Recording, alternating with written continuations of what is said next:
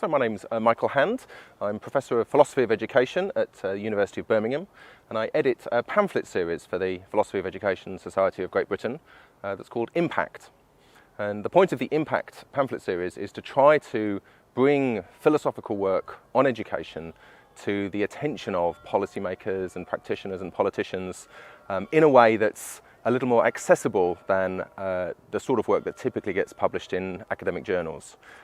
So we're on the lookout all the time for articles that have a real relevance to educational policy and practice, and to try and encourage authors to represent the ideas that they initially represent in a very academic format in a much more accessible way to people who work in education and who make educational policy.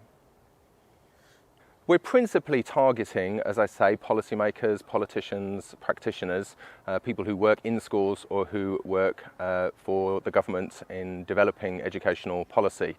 They're our first and foremost audience, but we are also hoping that these pamphlets will be of use to students, to people studying education, either as beginning teachers or people who are just studying it as an academic discipline.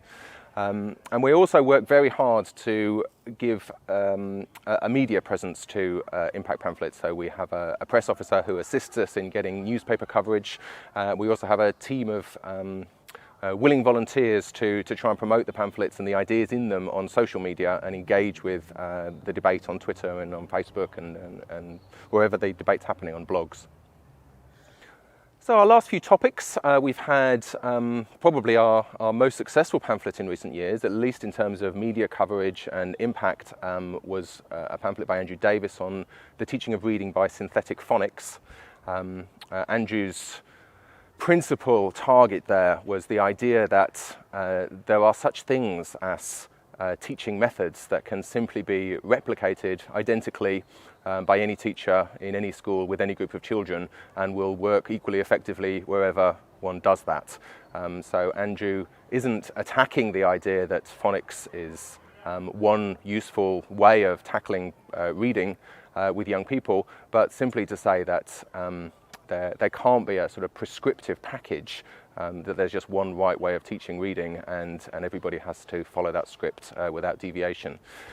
We've also had pamphlets in recent years on remembrance in schools, the way in which schools try to mark Remembrance Sunday, poppy appeals, and whether there is sufficient attention to the question of what exactly we're doing when we remember war in schools, and the danger of celebrating what it is that's happened on battlefields in a way that may be a bit jingoistic or a bit unhelpful or uncritical. We've had a pamphlet recently on teacher education. So there's a big change in the world of teacher education at the moment. There's a big shift towards training teachers in schools rather than in universities, and along with that shift, a decrease in emphasis on educational theory and research as crucial components of initial teacher education. And so that pamphlet focused on what it is that universities have to bring to the table, why it is important that beginning teachers do have some acquaintance with philosophy of education, psychology, sociology, some understanding of ethical issues in education, and aren't just sort of plunged into the classroom and it's not an entirely practical course, but that it does have a theoretical component too. Our next pamphlet, which is released in a month or so, is entitled Should Students Have to Borrow? And is on the contentious topic of student fees. The author of that pamphlet, Chris Martin, argues that students shouldn't have to go into heavy debt in order to attend university, and he makes a case for the value of higher education in people's lives as being analogous to the value of healthcare and basic education in people's lives, and as being something the state should provide for all those who want it through taxation and not asking individuals to pay up front for a higher education.